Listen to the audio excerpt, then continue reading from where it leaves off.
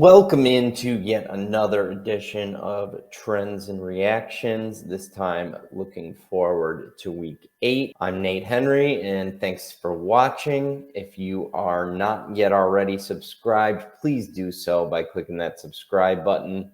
If you like the video, give it a like at the end. And if you have any questions, you can find me on Twitter at NateHenryFF. All right, with that out of the way, let's get into week 7 discussions.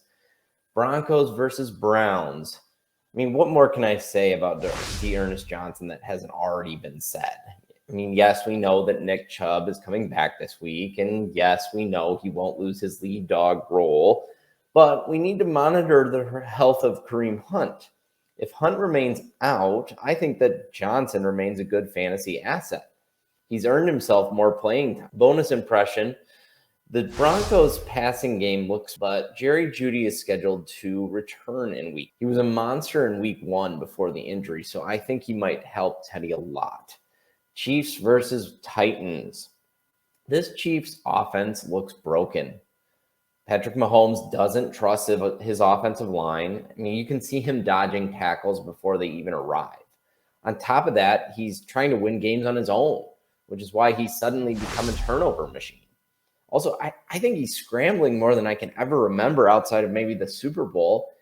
He's even foregoing slides, and one of which led to a fumble. He's just putting too much on himself. Plus, the mounting injuries to Hill and Kelsey do not help matters for Mahomes, as his top 2 targets are not getting open at will, as we've come to expect his entire career.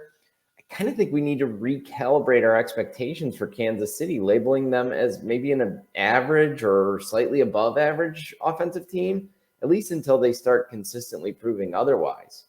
Bonus impression: A.J. Brown looks healthy and fantastic again. And oh, by the way, he was 6 inches from scoring a second touch. The Chiefs clearly ran a defensive strategy intended to slow down Derrick Henry, and it worked, and more defenses will do that. But that will open things up for the Titans pass. Washington versus the Packers.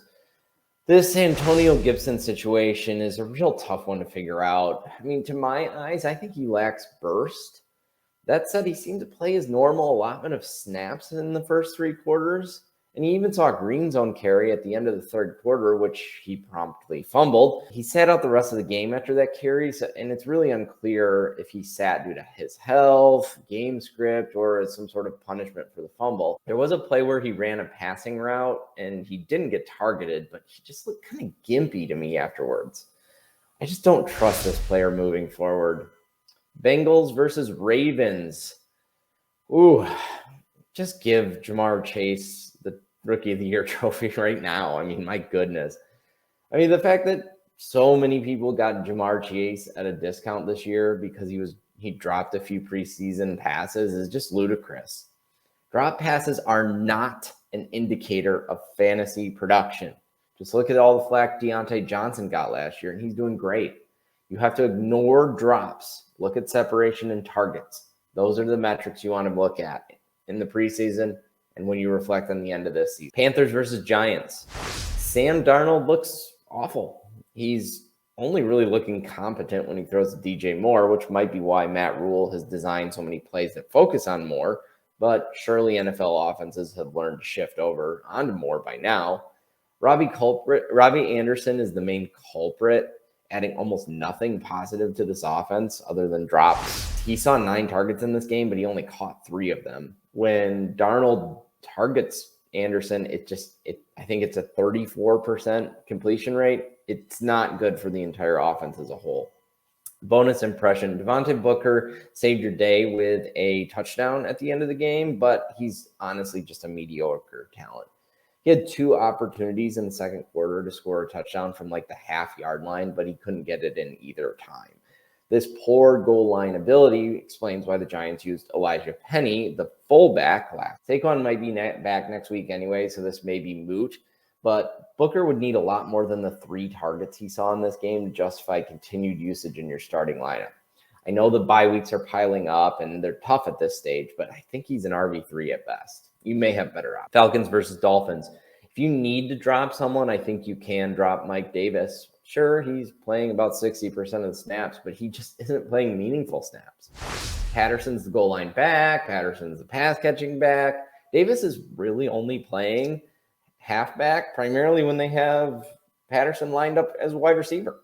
Patterson has the lead role, and this offense is actually designed to exclude Davis. He's a drop candidate. Jets versus Patriots. The year really came out of the Jets the moment Zach Wilson got hurt. Not that they were ever really a fully inflated team, to stick with a bad metaphor.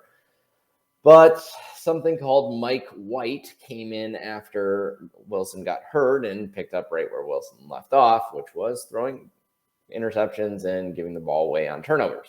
I really don't think there's hope for any player in New York this year. Eagles versus Raiders. 2 injuries to lead running backs in this game makes things interesting for your waiver wire leading up to week 8. On the Raiders side, it was Kenyon Drake who saw most of the work after Josh Jacobs left. Should be noted that Peyton Barber was actually inactive for this game, so the previous Jacobs handcuff wasn't available. However, the Raiders are doing things a lot differently now that John Gruden is out of town, so I wouldn't be at all surprised if playing the younger, more dynamic back over the old busted one is one of them. Playing somebody like Peyton Barber the majority of the snaps is a very John Gruden thing to do. So I think Drake is the preferred pickup there. For the Eagles, they fell back to a committee approach with Kenneth Gainwell and Boston Scott. I personally prefer Gainwell because of his pass catching, but he's involved enough in the ground game to be relevant. That said, I'm not bidding big dollars on any of Gainwell, Scott, Barber, or Drake, given these murkier situations.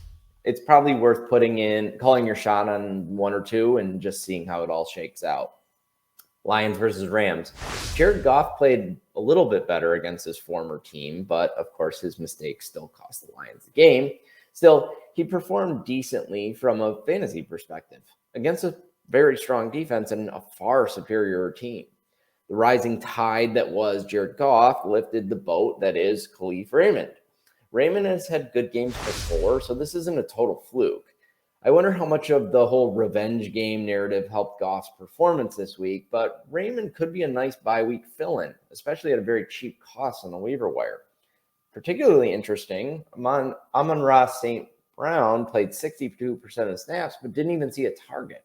Raymond is clearly the preferred wide receiver player in Detroit. Bears versus Buccaneers. Well, the Bears may not have figured out their starting quarterback issues, but they may have found a gem in Khalil Herbert. Herbert looked great again against a particularly strong defense that has held much bigger names to far fewer yards. I really liked what I saw out of Herbert, both his vision and his ability to break tackles. He was even in there pass blocking pretty effectively. Part of the 77% snap share for Herbert may have been related to the Damian Williams extended stay on the COVID IR, but I think it had more to do with talent and hot hand. Herbert was even the preferred pass catching block. David Montgomery is on the mend and actually eligible to return off the IR next week, but it doesn't sound like that's likely to happen. That makes Herbert a no-brainer start against the 49ers in week 8. Texans versus Cardinals.